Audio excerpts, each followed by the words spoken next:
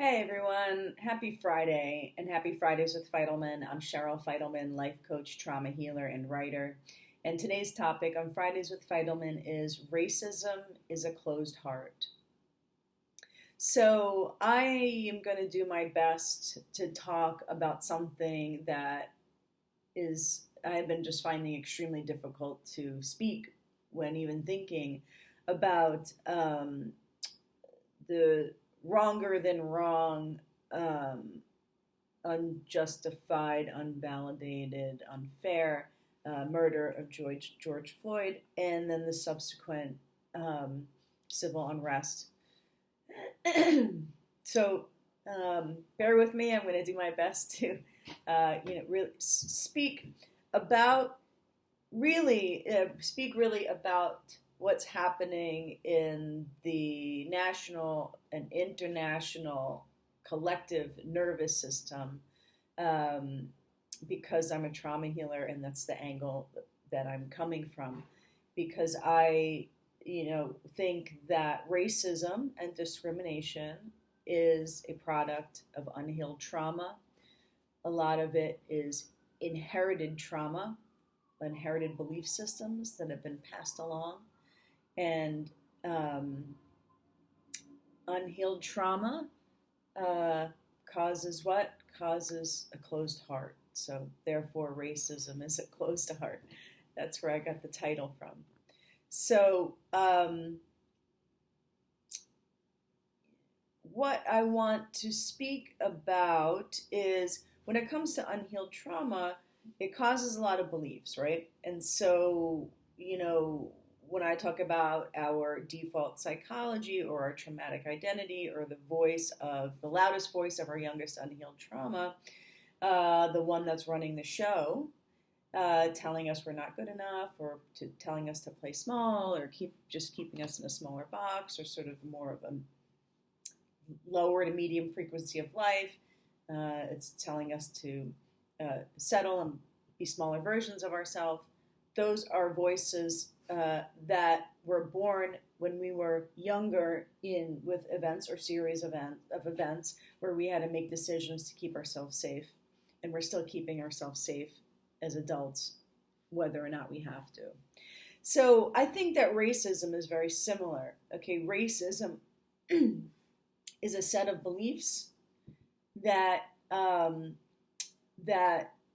that are installed in a human's brain from something that happened to them when they were a child, from their holding environment, from cultural inherited beliefs, tribal beliefs, and it's a system of protection.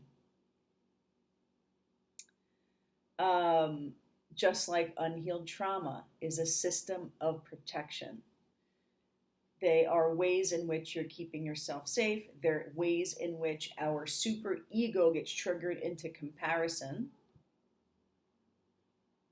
Because when we're abused or something happens to us when we're children, I'm sorry that I'm like looking down a lot. I'm feeling just a lot of sensation and nerves and anxiety and sadness, and because I'm trying to speak about racism in a way that can be understood, that we can keep our hearts open to it and understand it and shine some light into it and open it up. And meanwhile, right now, racism is something that is very easy to be just torturously angry about.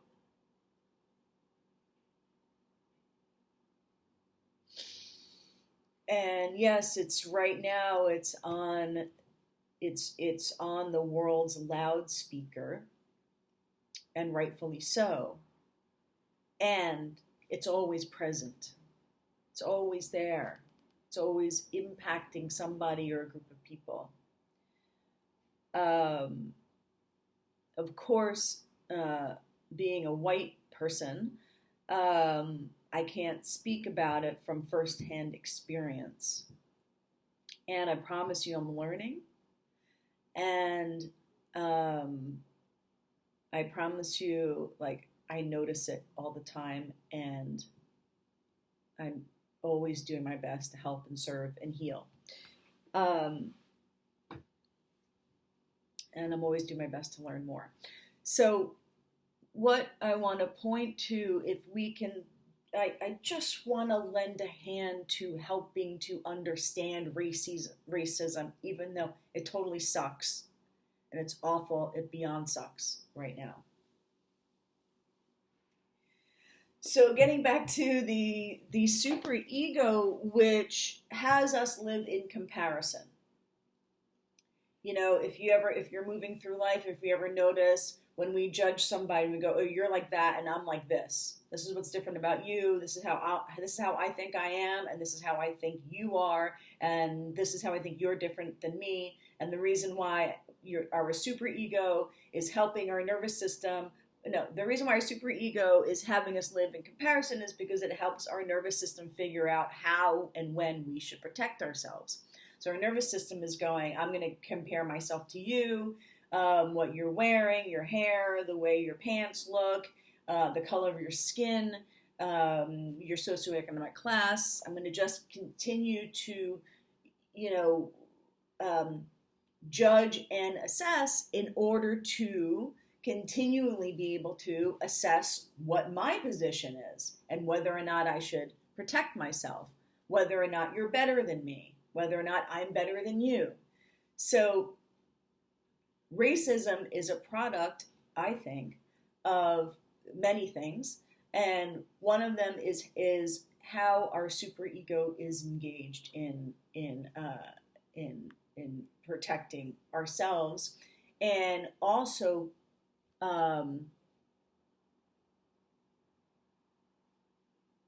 fooling us into thinking that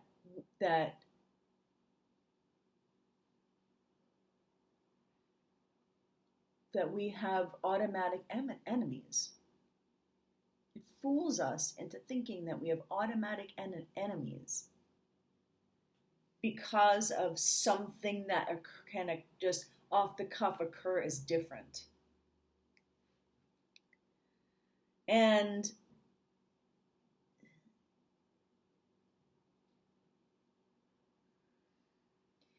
it also, when we are looking at how we are different, we become righteous. Not just righteous about how you're different than me, but about how I'm different than you.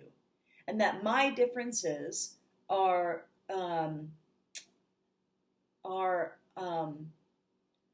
the ways in which I'm then going to create my tribe. Okay? The way in which I'm not like you, you'll be in your tribe with people who are like you, and I'll be in my tribe with people who are like me. Because what we're noticing is the differences rather than the similarities. And that is simply a protection mechanism.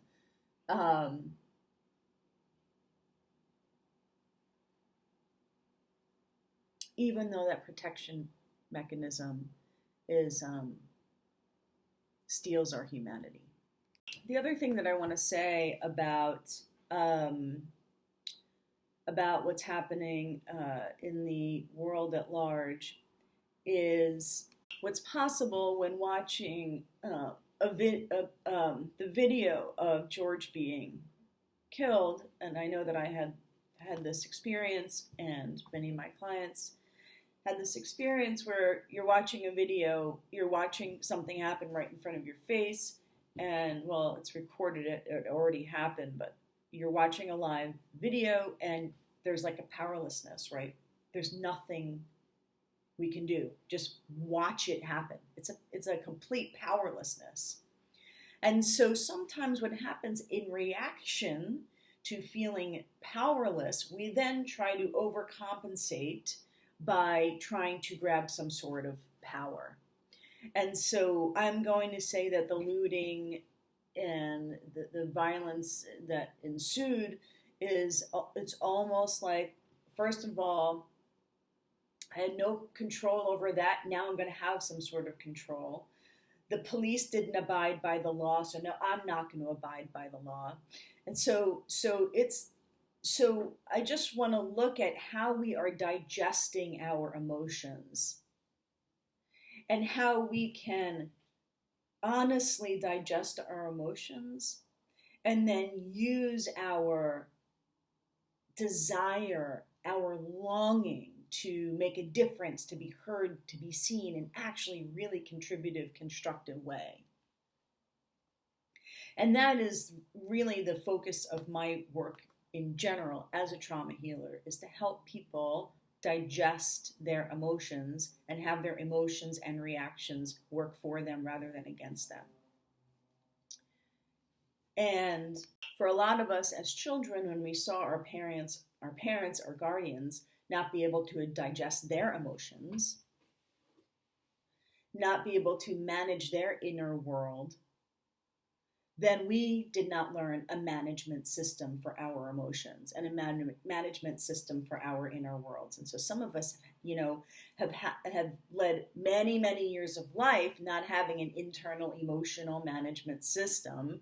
And then we come to a healing path and we learn how to manage our emotions, and we learn to get to know ourselves and why we react and feel the way that we do. So I think it's very similar, like when we see a police officer not managing himself,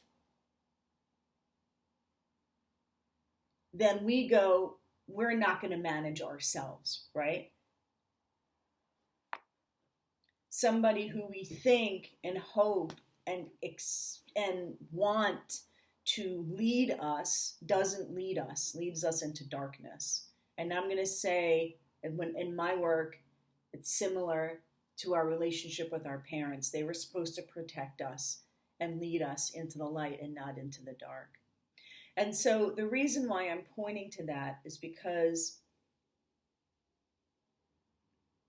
it's our responsibility. Police are not. It's our responsibility. We are the leaders, those of us who are on a healing path. Those of us who are learning to heal our nervous system, learning to heal our reactions. We're learning how to digest our emotions and our reactions and manage the inner life of being a human, which is a lot, right? As adults, we're developing a management system for our inner world because that system wasn't installed when we were children.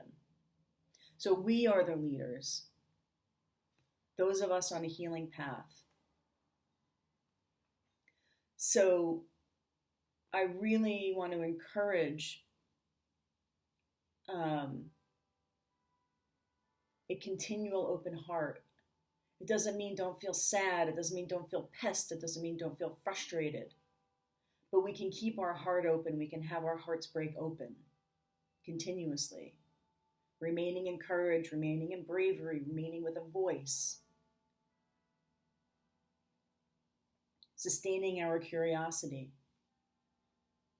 Sustaining our empathy.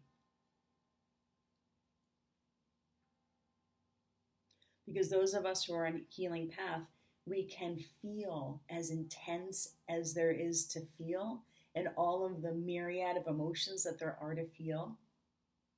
And we can still remain present and be of service. And not get taken down by the intensity and just, go unconscious into rage, right? We don't have to be taken down or taken out by the intensity of our inner life. And those are the people that we need.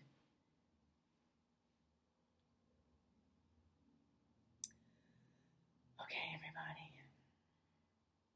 Thank you for listening to my thoughts, theories, and rants. I really did my best to speak about this. I'm not sure if I did it right. I really just want to keep the flame of love and curiosity and open eyes and equality. Just keep it sustained no matter what, no matter how shitty it feels. I just want to keep love and equality at the forefront, and that living in comparison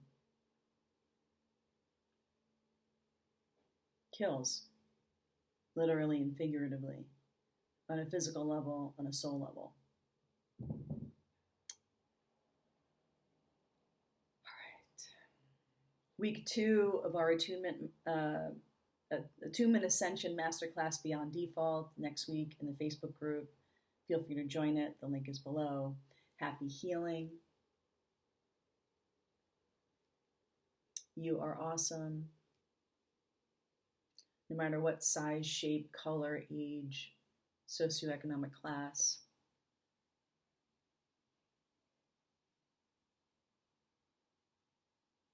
All right. Happy healing. Life is now.